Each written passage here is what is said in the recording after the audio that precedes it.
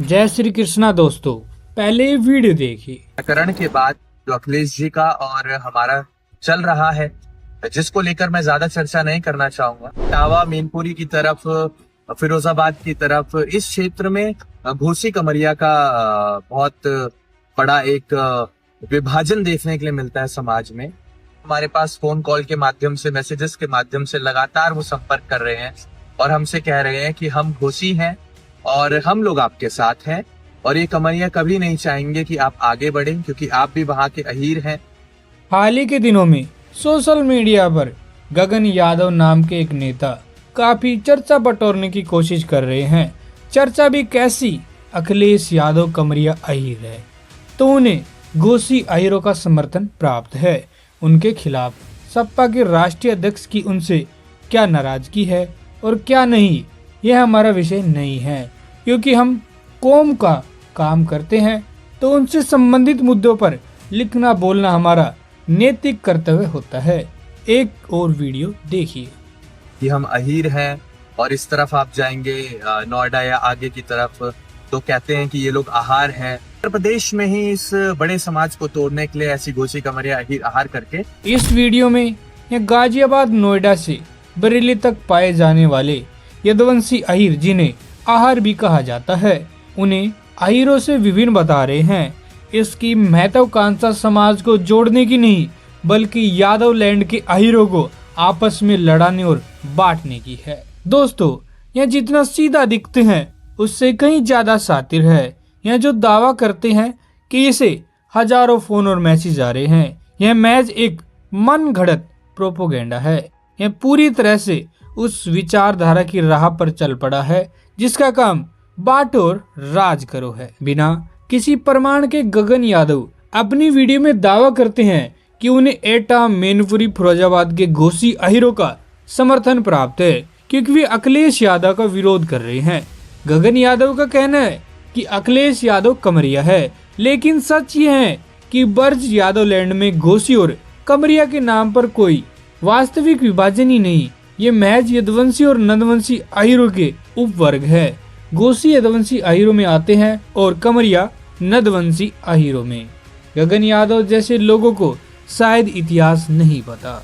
19वीं सदी के उत्तरार्ध में यादव आंदोलन में सबसे बड़ा योगदान और भूमिका 3 जगह के अहीरों की थी। एक, बर्ज यादव लैंड के घोसी अहीर राजा और जमींदार, और दूसरे रेवाड़ी का राजघराना, और तीसरे बिहार के मुर्रो स्टेट के गोप अहीर जमींदारों की। पहले अहीर यादव क्षेत्रीय महासभा की स्थापना सन 1908 में सिकोबाद मैनपुरी जिले में हुई और इसकी स्थापना करने वाले बर्ज यादव लैंड के घोसी अहीर राजा, जागीरदार और जमींदारी थे। इसमें निश्चित तौर से रेवाड़ी के राजा राव बहादुर बलवीर सिंह की प्रमुख भूमिका थी। सन 1916 में देश के पहले अहीर क्षेत्रीय कॉलेज की स्थापना करने वाले भी बर्ज यादव लैंड के घोसी अहीर राजा और जमींदारी थे। यही नहीं, देश के दूसरे क्षेत्रों में 3 और यादव कॉलेज की स्थापना करने में भी उनकी प्रमुख भूमिका थी। देश का पहला अहीर समाचार पत्र भी इसी क्षेत्र से प्रकाशित हुआ। ये सब इसलिए बताया जा रहा है ताकि गगन यादव जैसे नेता को यादव लैंड के घोसी अहीरों के राजसी सामंती इतिहास के बारे में कुछ पता लगे। नेताजी मुलायम सिंह और सपा को आगे बढ़ाने में भी घोसी अहीरों का विशेष योगदान है, क्योंकि यादव लैंड के जिलों में कमरिया खाप की जनसंख्या महज 15% है और बाकी घोसी ही है। घोसी अहीर जिस दिन चाहे उस दिन सपा अपने गढ़ में गायब कर सकते हैं, लेकिन वो ऐसा कभी नहीं चाहते। इसलिए गगन यादव अपनी राजनीतिक महत्वाकांक्षा के लिए कौम में विभाजन करने का प्रयास बंद करे। यह वीडियो में रोहिलखंड नोएडा के यदुवंशी अहीर, जिन्हें क्षेत्रीय खड़ी बोली में आहार बोला जाता है, उन्हें अहीरों से अलग बता रहा है, जबकि ये चीज तथ्यों के विपरीत है।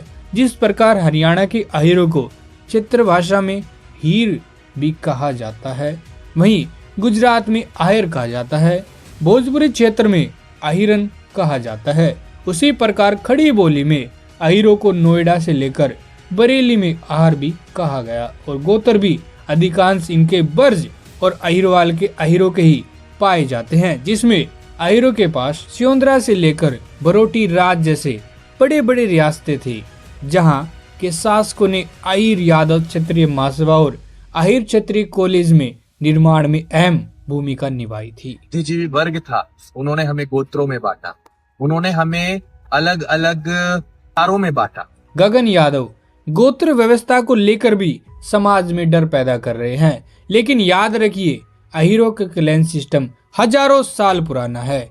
जब आप अपने गोत्र के गांव में जाते हैं तो लोग आपको भाई वाला प्यार देते हैं। जब आप माँ या नानी के गोत्र के गांव में जाते हैं तो आपको भांजे का सम्मान मिलता है। गोत्र हमें संगठित करते हैं, हमारे भाईचारे का विस्तार करते हैं। जिस व्यवस्था ने हमें सदियों से बुरे समय में जोड़े रखा, वो आज हमें कैसे तोड़ सकती है। उत्तर प्रदेश और बिहार के अहीरों, सावधान हो जाओ।